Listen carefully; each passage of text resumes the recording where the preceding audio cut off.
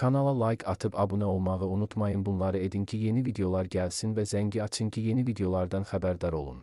Ötən əsrdən dinin təqəydəki olan dövründən bu quruma rəhbərlik edən əbədi sədr Məlikə Abbaszadə bugün ictimaiyyət qarşısına çıxıb və hesabat xarakteri daşımalı olan açıqlamalar verir.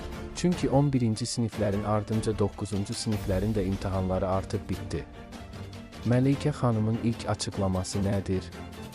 Xarici dildə mətnin dinlənilməsi zamanı səsin zəif olması barədə iradlara cavab. Hörmətli sədr ana qəlbi ilə uşaqların bu iradlarını təksib etdi. Görünür, Məlikə Abbaszadə imtahan keçirilən bütün zallarda o səsləri dinləyib eşitmək kimi fövqəl qabiliyyətə sahibdir və ona görə bu cür əminliklə danışır. Əks halda, heç olmasa bəlkə ola bilər, aradan qaldırarıq, texniki problem hər zaman mümkündür. Bu cür hal baş verən imtahan otaqları üçün əlavə dəstək hazırlayırıq kimi sözlərdən istifadə edə, yüz minlərin iradını vecinə aldığını nümayiş etdirə bilərdi. Etmir, çünki fövqəldir. Bütün imtahan otaqlarında şəxsən olub, izləyib, eşidib və şəxsən şahiddir ki, səsdə problem olmayıb. Əvəzində bunu heç sıxılıb eləmədən uşaqların hazırlıq səviyyəsini üstünə yıxmaqdan belə çəkinmədi. Məlikə xanım Abbaszadə həzrətlərinin düşüncəsinə görə, məsələn, 15 yaşındakı uşaq 9-cu sinif şagirdi ingiliscə sürətlə səslənən mətni ingilis kimi anlamalıdır. Sinxron tərcümə bacarığı olmalıdır. Səsin necə gəlməsindən asılı olmayaraq, xarici dili hiss etməli, duymalıdır. Abbaszadənin ən mühüm qərarı da elə buna əsaslanır. Bugün elan edildi ki, Dövlət İmtahan Mərkəzi tam orta təhsil səviyyəsində 11 illik xarici dillər üzrə imtahan modelində dəyişiklik edib. Yeniyetmələr 2027-ci ildən başlayaraq imtahanda esse yazacaqlar. Əvvəla, bir vaxtlar ən hörmətli və böyük təcrübə tələb edən ədəbi canlılardan olan esseni son illər əməlli başlı hörmətsiz ediblər. Gül kimi inşa sözündən imtina ediblər, yenilik, tapıntı adına esse sözündən istifadə edirlər və əlbəttə ki, mahiyyətini bilmədən, təki yeni söz olsun, yenilik kimi görünsün. Məlikə xanım Abbaszadə özü sözün klassik mənasında esse yaza bilərmi? Bu ölkədə ən məşhur ədəbi simalar heç də hər yazılarına esse deməyiblər, ar ediblər. İndi bu esseni ibtidai sinif uşaqlarına da yazdırırlar.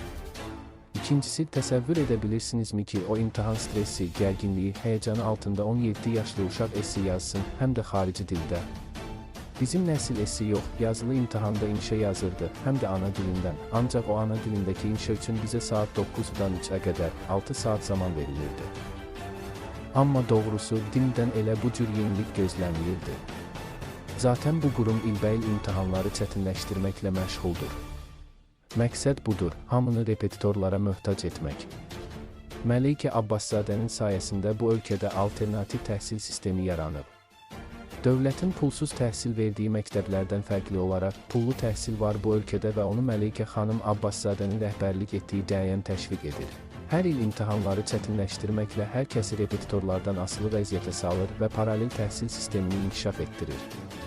Hazırda orta məktəblərə şagirdlərin cəlbində problem yaranır, uşaqlar məktəbə getmək istəmir.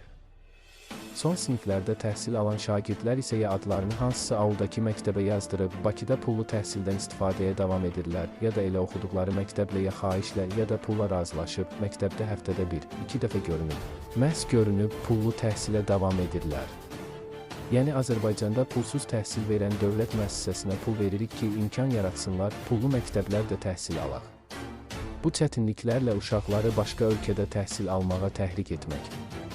Bütün dünya hər bir uşağın ibtidai və orta təhsil kimi ali təhsil haqqının da olduğu düşüncəsinə gəlməkdədir. Ona görə attestatla qəbul getdikcə daha çox ölkədə tətbiq edilir. Amma xanım Abbaszadə sanki daha çox uşağı ali təhsildən perik salmağa and içir. Məlikə Abbaszadə bu xalqdan kimin və nəyin qisasını alır? Məlikə Abbaszadə M.V. Lomonosov adına Moskva Dövlət Universitetində təhsil alıb, xalq yazıcısı, şöhrət ordenli Hüseyn Abbaszadənin gəlini olub. Qızı hazırda ABŞ-da yaşayır, ancaq Azərbaycanda yaşayanda da ona qayğı göstərilib. 2012-də Bakıda keçirilən Avroviziyanın aparıcılarından biri də Abbaszadənin qızı idi. 32 ildir bu ölkədə vəzifə daşıyır Abbaszadə. Adamın 73 yaşı var. Pensiya yaşı bu ölkədə 65 ildir. Orta məktəb müəllimi 65 yaşa çatan kimi işdən çıxarılır. Ancaq dəyəm sədri 73 yaşında hələ də vəzifədədir. Yaxşı, bu ölkə Məlikə xanım Abbaszadəyə yaxşılıqdan başqa edib. Bu ölkə Məlikə Abbaszadənin vəzifədə qalması üçün hətta pensiya yaşı haqda qaydanı da pozur. Bəs Məlikə xanım bu xalqın balalarını bu ölkədə niyə perik salır, niyə onların ali təhsil haqqına müdaxilə edir, niyə alternativ olaraq pullu təhsil modelini inkişaf etdirir, niyə uşaqların uşaq həyatını, əyləncəsini əlindən alır, onları gecə-gündüz test tapşırıqları yazan robota çevirir, niyə yüz minlərlə uşağı gözəl məktəb illərini yaşamaqdan məhrum edir? Bəlkə doğrudan elə bilir ki, bu dövlətin ona etdiyi yaxşılıqların əvəzini bu cür çıxmaq lazımdır. Belədirsə, ona biri başa salsın ki, pensiya yaşınız 8 ildir keçir, yeniliklərinizi özünüzə saxlayın, imkan verin, yeni kadr gəlsin.